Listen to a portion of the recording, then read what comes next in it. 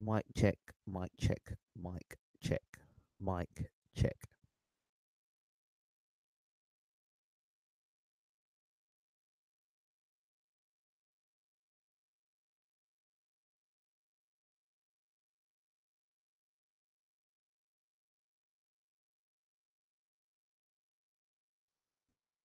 Okay, good morning, good afternoon, good evening. Welcome to BWTM Sports.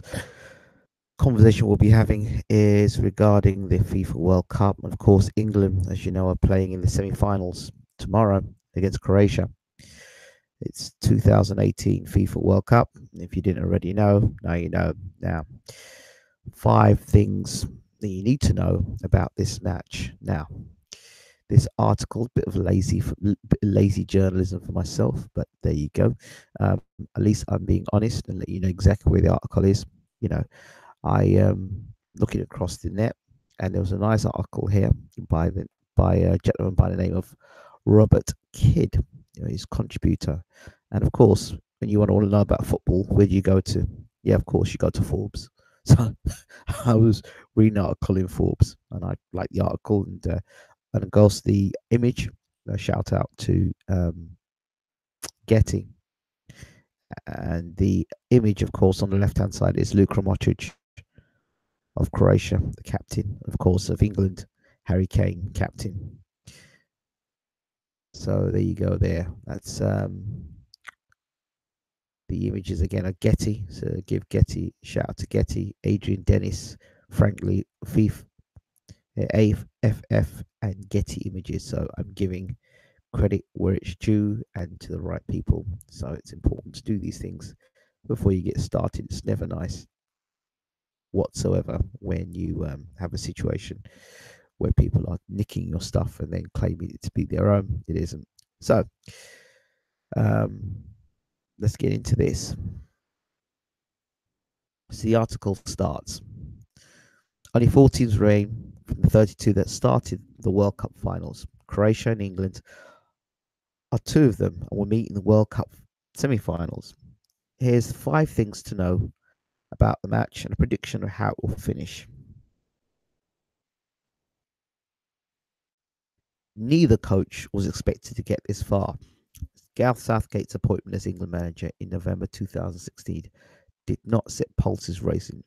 Seen as a safe choice after the fiasco of previous boss Sam Allardyce, the likeable Southgate had been in charge of England's under-21 side. He comfortably guided England through qualifying, and at the finals, his youthful side finished second, as most expected, behind Belgium in Group G. Aided by a favourable run in the knockout stages, England find themselves in a World Cup semi-final for the first time since 1990. The nation believes football, soccer, is coming home, and Southgate is being hailed as the Messiah. The Croatian coach has exceeded expectation after a few successful years with Al In, based in the United Arab Emirates. Dalic took over Croatia and qualified for the tournament thanks to a playoff win over Greece. Paired with Argentina, Nigeria, and Iceland in a tricky Group D, most expected them to advance behind the South Americans. Instead, they went one better, finishing top with a 100% record, including a brilliant 3-0 victory against Argentina. Yeah, that was a bit of a shocker. After successive penalty shootout wins in the knockout rounds, Croatia have done what most thought impossible, equaled the Golden Generation team, which reached the semi-finals in 1998. Okay, Harry Kane and Lovren, Dejan Lovren, have history. With 6 goals, England captain Harry Kane is on course to become England's first player since 1986 to win the World Cup Golden Boot. Against Croatia, Kane has good reason to back himself to add to his tally. Kane played for Tottenham Hotspur and previously enjoyed success against Croatian centre-back Dejan Lovren, who played for Liverpool. In October, Spurs beat Liverpool 4-1 in an English Premier League match. Kane scored twice and tormented Lovren, who was substituted after 31 minutes. They have met since, a 2-2 draw, and Lovren is not the sort of character who shirks a challenge. He's been a solid presence in Croatia's defence this tournament and will be determined to prove his nightmare against Kane was a one-off. Check this one out. England dignitaries won't be there. In the World Cup, politics are never far away. Since the tournament opening match, when Russia's President Vladimir Putin and Saudi Arabia's Crown Prince Mohammed bin Salman were pictured awkwardly sitting together as Russia thrashed the Saudis 5-0. Political leaders have been in the stands, but English dignitaries have not been among them and will not, even if the Three Lions reach the final. Oh dear. English politicians and royals decided against attending after a former spy was poisoned in England. England blamed the attack on Russians or on Russia.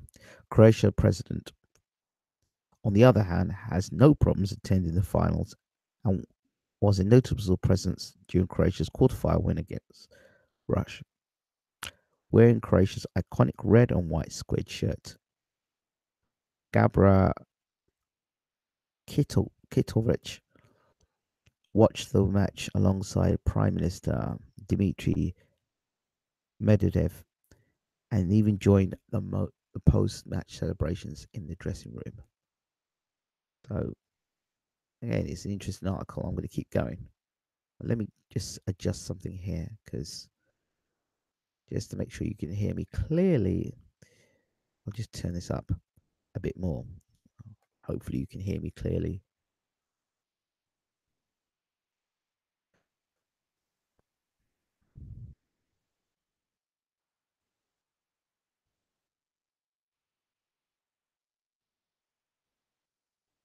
Nice little build up I'm giving you guys here. Let's continue the article. Of course, no surprise, Luka Modric pulls the Croatia strings.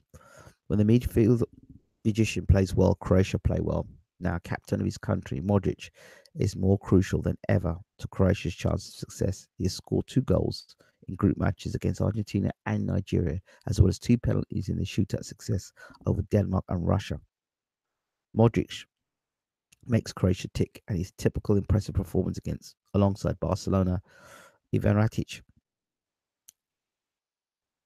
are a key reason Croatia have made it this far. But Modric is 32 and came into the tournament on the back of a long season with Real Madrid, while Croatia have also endured an energy sapping knockout stage match against Russia. Croatia will be depending on Modric having enough left in the tank for the team to run at full speed. England might have fate on their side. As previously mentioned, England have a kind of run to the semi-final. FIFA's world rankings should have taken with a grain of salt. Germany, who went out in the group stage, are currently first, but the fact England could reach the World Cup finals without playing a team in the top 15, that excludes the final dead rubber group against Belgium, which England lost 1-0. But as many England fans have pointed out correctly, a team can only beat what's in front of it. England have done that, overcoming a penalty jinx in the tetchy round of 16 against Colombia, then cruising to victory over unimpressive Sweden in the quarterfinals. Against Croatia, they face a good side, but one that must be fatigued after coming through 2 extra time periods and penalty shootouts. Even as Croatia manager Dalic insists his team have plenty of energy, a fresher England side must be thinking their good fortune is set to continue. So this is this gentleman, Rudd, who wrote the article. This is his prediction. He thinks that it will be a tight match between the 2 relatively evenly matched sides. If this were opening group match, he would back Croatia, but he can't see them raising their game and energy levels enough to beat a youthful England. And backing England to win 2-1, whether they can beat Belgium or France in the final is a different story. So this is by the gentleman, and his name is Robert Kidd, and you can find this article in the Forbes magazine. Okay, so that's what's happened so far. That's what the 5 things you needed to know. So here's my take on the whole thing. Yes, we know about Croatia, we know about Ratic, and we know about Modric. To me, if you can close those 2 guys down, and we've got as good a chance as anybody in the world at this point in time. The thing is, England haven't played too many testing matches, and I think this England team are growing and getting better. game by game. There still are question marks. Raheem Sterling's still a serious question mark as to him being in the side. He still doesn't know how to put the ball in the back of the net. He keeps hitting the ball straight at the goalkeeper. Um, we hope that that does not come back to bite us, and hopefully he will be able to put the ball in the back of the net if given another opportunity. Why Rashford is not playing in that position, God only knows. I've got no idea why Rashford is not playing. Ashley Young, again, has played very well in this tournament. Trippier has been very good. Walker's been suspect, and I've been saying he's been suspect for a while. Harry Maguire, I said about Harry Maguire from the start, like the way he brings the ball forward. Again, I'll say the same things I said before, and I'll say them again. Don't like England playing, passing the ball from the back and moving to the front with it, especially when they're playing right inside their own box. I always feel that that's a problem. I hope they don't do that in this game and they improve. Now, another person who concerns me and really does worry me, and I think this whole golden boot thing is very much of an illusion, is Harry Kane. I think he's been pretty disappointing in this World Cup for a striker. Um, he's not my cup of tea as a striker personally, because I like to see my strikers taking shots from 25, 35 yards out of the box and did a threat inside the box as well. I mean, Henry's my favourite striker, but then everyone's going to be Henry. So the problem for Kane is he's running and doing things in midfield, and I don't know what the hell he's doing. Somebody said his link up play is brilliant in midfield, but I, that's not his role. He's a striker. He should be playing up top and letting the guys in midfield do their work. Now, to England's credit, they kept a hold of the ball a lot better against Sweden, and that game could have had 3, 4, 5 goals in it. So I was really impressed with England. If they could play that tempo, that speed and tempo, and shut down Croatia and get balls into the box early, I think that they can definitely give Croatia problems early. Again, Modric and Rakic, those two guys have to be shut down straight away. So it will be test of the England midfield. Henderson will definitely be tested in this game. I would actually like to play a system where you've got probably Henderson, Dyer, and Ali. If I was going to play a system, I'd play Henderson and Dyer in holding midfield positions, and then I play Ali just behind Kane. Why? Because Kane and Ali play at Tottenham together. Sterling, if you're going to play Sterling, you put him on the right hand side. He's a winger. I don't know whose bright idea to think that he's holding player or player can play in midfield or can play in the Teddy Sheringham role and play behind a striker. Got no idea why that is, and that's why Kane has to keep running back into midfield. I'm just waiting for Kane to run back into defence before him going in and playing as a defender. I don't understand that, but Southgate seems to have something going there, so fair enough. The other thing is, Pickford's been a revelation as a goalkeeper. When I first started talking about Pickford, I thought he was very suspect. But he has gone on to show that he's been a quality goalkeeper for England. Trippier, I like him. I just wish I'd love to see him put the ball in the back of the net from a free kick. I really would. Really, I do rate him. Who else is there to talk about in the England side that stick out? Dele Alli finally arrived at the World Cup with a header. I'd like to see him do more creative stuff. Like I said, if we could have Dyer and Henderson in midfield, if not Dyer and Henderson, then Henderson and Delph in midfield with Ali just behind Kane. That's the formation I would play. Lingard, yes, that's the thing. Lingard, yeah, of course you can play Lingard down the right hand side. Lingard's been a creative player as well. You could even, yeah, you could play Lingard definitely. But I like the idea of having two holding midfielders. I really do. But then I've always liked holding midfielders anyway, like the old defensive midfield players. Um, and as I said, England haven't been in that many. That Sweden game was a doddle, to be honest. So I'd like to see England get the first goal and then get a second real quickly, and really put it on Croatia. Um, I really want them to really go for it. They've got to go for it because let's be honest, this team, apart from the game against Tunisia, where I think England is Tunisia. I'm sure it's Tunisia. Wasn't it Tunisia they played? I'm sure it's Tunisia they played. But it's way too early in the morning for me. But yeah, the game where they went against Colombia, the Colombia game where they had to go to penalties. Yeah. Uh, yeah, we don't want any more of that. So that's because they conceded late. Now, I have to say this. I remember I said to you about France. I said to you that I had one eye on France, and France have shown how you play football, how you defend, how you play in midfield, how you counter attack, and you score goals. I mean, that France side is a joy to watch, honestly, a real joy to watch. And if England are going to win a World Cup, they're going to have to play. First of all, they're going to have to play. I think England have to play the way France played against Belgium is the sort of tempo and the sort of way that England have got to play against Croatia to win. They kept a hold of the ball pretty well. They defended in numbers. They countered beautifully. Their wingers were good.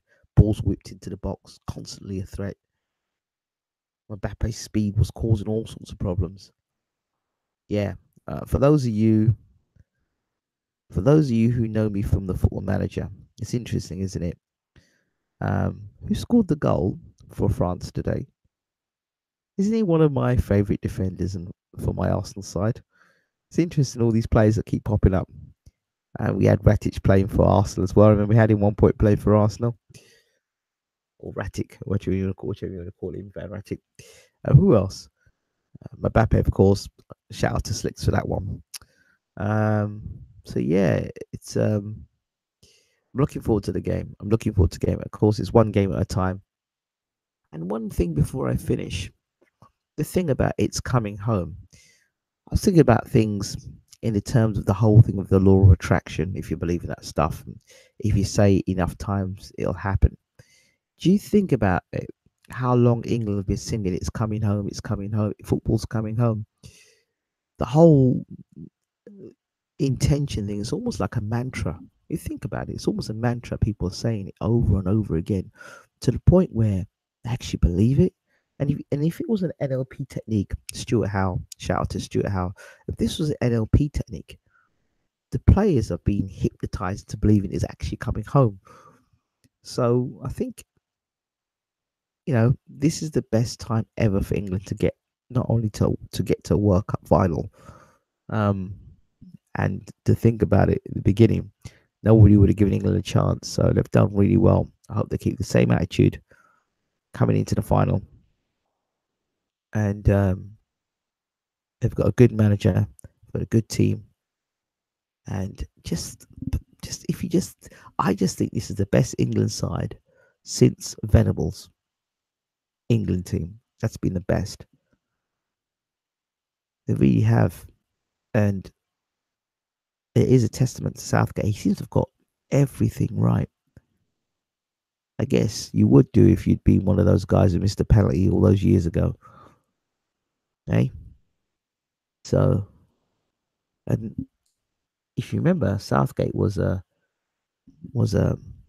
being mocked for many years by England supporters. I think he was in the Pizza Hut commercial Miss with Stuart Pearce. So, you know, fair play to Southgate. He's proven a lot of people wrong. And I remember when I first saw Southgate coming into England South, I said, this is a yes man. Well, if he's a yes man, he's doing a damn good job as a yes man. I thought that the England setup would have been quite rigid, but it seems to be Southgate seems to have had a lot of influence on his side. So Southgate and the coaching staff have done a good job. They really have. Yeah, it is about Southgate's redemption, isn't it? A slotty girl, whoever slotty girl is, says, it's strange to have this belief in the England team, isn't it? It is. It is. But like I said, um, I had one eye on France coming into this tournament. I still got one eye on France, and I love England. Just to close, spare a thought for Thierry Henry. He's Belgian coach, and he won the World Cup with France. Imagine what it was like him going across those Belgian players, and he's Belgian coach. What would that feel like? Like he's going up to play. He's gone up to Lukaku, gone. Ah, maybe next World Cup. Never mind. We all played well. Never mind. Commiserations. And he's going, yes, we're through to the finals. We can win this World Cup. Imagine the emotion that must be going through Thierry Henry, eh? Um, Roberto Duran says, if we lose, the meltdown will be nuclear. Well, put it this way. If you didn't already know, now you know. There's a hurricane on its way to the UK. So I think by the weekend we will have a hurricane in the UK. That's not good, is it? Thunderstorms, lightning, and hurricane.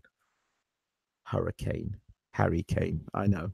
Terrible, isn't it? It will always play out to bet against England. Not anymore. Oh dear.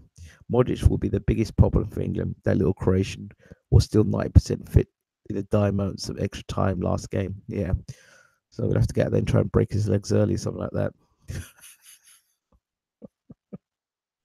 Imagine this England team. Imagine the golden generation. I said this question before. Lampard, Beckham, Gerrard, that team, that era. How would they have done in this generation? How would they have done? Would they have even qualified for a final? Would they have even beaten Colombia at the penalties? Would they have beaten Sweden? I just wonder. Um, do you think this Croatian guy will be banned tomorrow? What banned and what Croatian guy?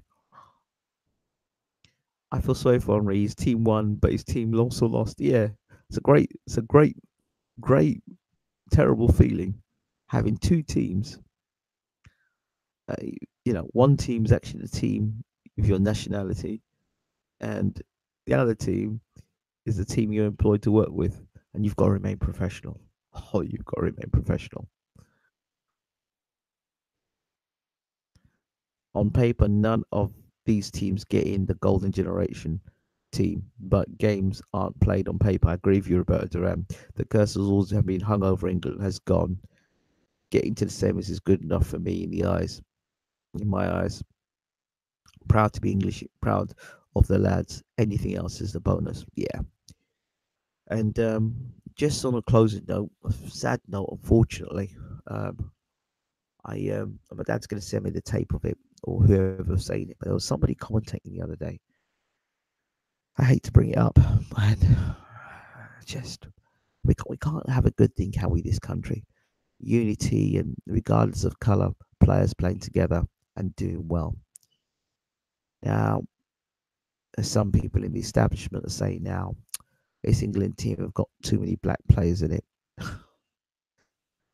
When will we ever learn? When will we ever learn? Why can't we just be happy that we've got a united front and we've got a squad of players looking to win a World Cup? No, there's too many black players. What the hell is that all about?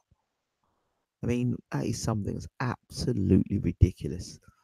I mean, you look at the French side, you know, it's not about the colour of the skin, it's about them trying to win a World Cup. You think they're going to give a damn at the end? I mean, you're always going to have ignorant people in the world, but can't believe it. Um, Vidya, I don't know. You tell me if he's going to get banned. I think it's straight half and half. Neville, Terry, Ferdinand, Cole, Beckham, Lampard, Gerard Cole, Rooney, Owen. How that team never got past the quarterfinal, I'll never know. A bunch of prima donnas, probably. Skin color doesn't play football. I agree with you. I don't care what the color of the players are. I want the best. Wagwan, Cairo, yes. How you doing, champ?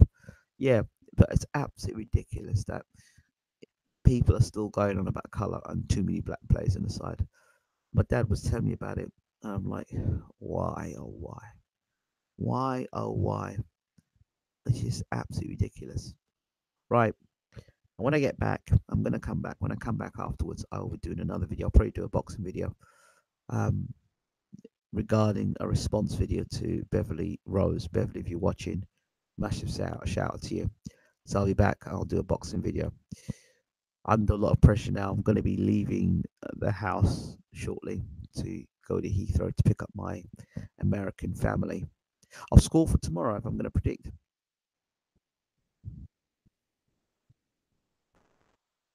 I'm going to go 2-1 England. So come on, England, you can do it. So yeah, I'm picking up my family tomorrow from America. They're coming in for the first time to England. So they'll be spending their time in sunny UK. Yep, yep, indeed. So when I get back, I will be talking boxing. Don't forget to rate, subscribe, leave your comments, share the video as always. Am I going to do a post-match reaction? Absolutely, I'm going to do a post-match reaction. And no, I don't want it going penalties. I don't want it going penalties. Don't even say that. Don't even intend it to go penalties. It's not going to penalties. I'm going to win this game. Come on, England.